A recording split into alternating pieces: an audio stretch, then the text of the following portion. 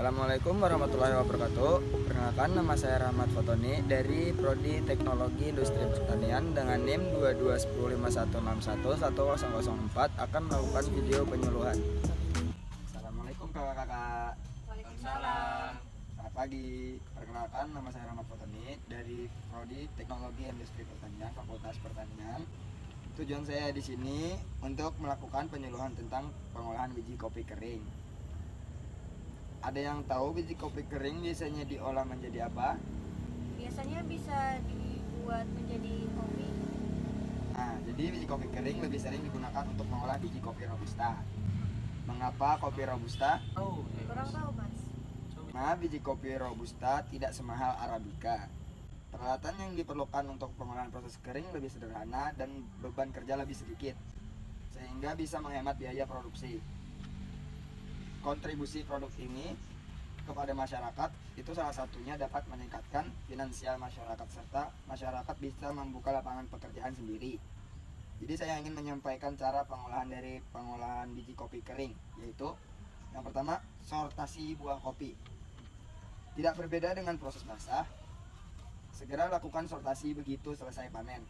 Pisahkan buah superior dengan buah inferior sebagai penanda kualitas. Yang kedua, pengeringan buah kopi. Jemur buah kopi yang telah disortasi di atas lantai penjemuran secara merata. Ketebalan kopi yang dijemur hendaknya tidak lebih dari 4 cm. Lakukan pembalikan minimal 2 kali dalam 1 hari. Proses penjemuran biasanya memerlukan waktu sekitar 2 minggu dan akan menghasilkan buah kopi kering dengan kadar air 15%. Bila kadar air masih tinggi, lakukan penjemuran ulang hingga mencapai kadar air yang diinginkan.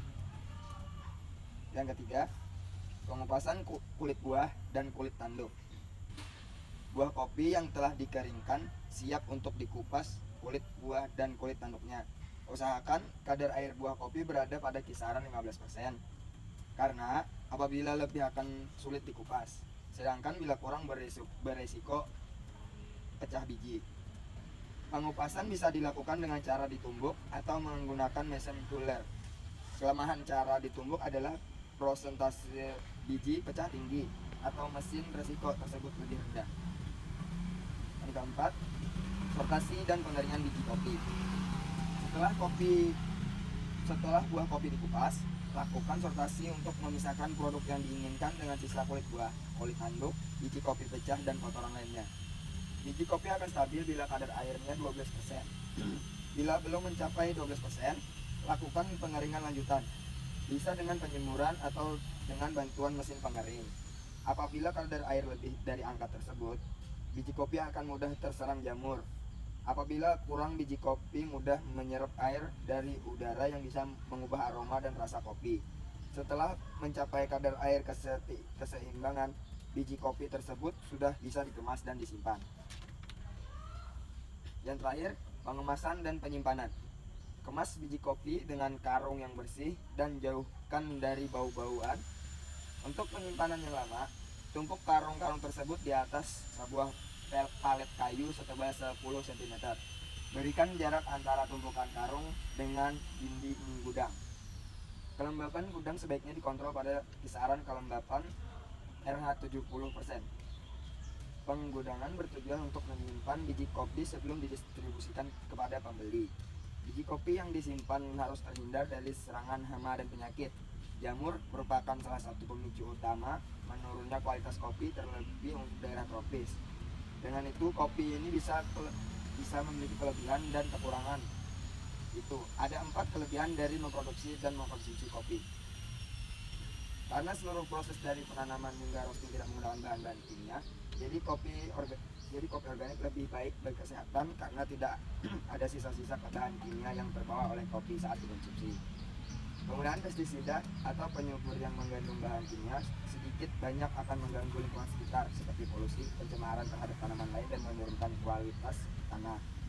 Karena kopi tidak menggunakan pestisida atau penyubur berbahan kimia lainnya, proses penanaman kopi menjadi lebih baik bagi lingkungan. Dalam proses produksi kopi, para petani sedikit banyak akan menghirup udara dari tanaman kopi. Jika dalam proses penanaman kopi menggunakan pestisida berbahan kimia, maka secara otomatis petani akan menghirup udara yang tercemar oleh bahan-bahan kimia. Oleh karenanya, proses penanaman kopi yang tidak menggunakan pestisida lebih aman bagi para petani. Kopi dapat menciptakan pasar kopi specialty, di mana anggapan konsumen akan kopi adalah kopi yang lebih baik. Maka secara umum ekspektasi akan hasil kopi akan lebih tinggi. Hal tersebut mendorong para petani roaster kopi untuk memproduksi kopi dengan cara yang benar dan dengan cermat guna menghasilkan kopi dengan standar mutu specialty.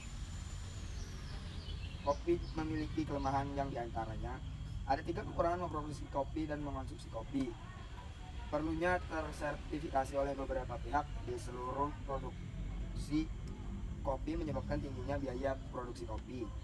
Harga yang mahal di pasar karena produksi tinggi dan belum tentu kualitasnya baik. Karena kopi pada dasarnya hanya berbeda dari bahan-bahan suplemen yang digunakan dalam proses produksi dan bukan dari kualitas penanaman, tanam, dan roasting. Banyak petani kopi yang tidak dapat menjual produknya dengan harga murah dikarenakan mereka tidak mampu untuk ikut uji sertifikasi organik, walaupun sebenarnya kopi yang dihasilkan masih sangat asli. Dengan adanya penyuluhan ini, bagi teman-teman yang ingin memproduksi dan mempelajari lebih dalam terkait kopi bisa menghubungi saya melalui personal chat. Apakah ada pertanyaan? Pertanyaan, berapa banyak kopi yang aman dikonsumsi setiap hari? Penelitian menunjukkan bahwa untuk orang yang sehat, jumlah kafein dalam 3 cangkir kopi sehari sekitar 300 sampai 400 mg masih tergolong aman. Jumlah tersebut hanya memberikan resiko kesehatan yang kecil. Bukti-bukti justru menunjukkan manfaat kesehatan untuk Anda. Masih ada yang mau tanyakan? Ada yang masih tidak paham? Nggak jelas. Mungkin itu saja Kak akhir dari penjelasan ini. Jika ada yang kurang jelas bisa ditanyakan lebih lanjut nanti. Makasih atas partisipasi dan kerjasamanya kali ini. Wassalamualaikum warahmatullahi wabarakatuh.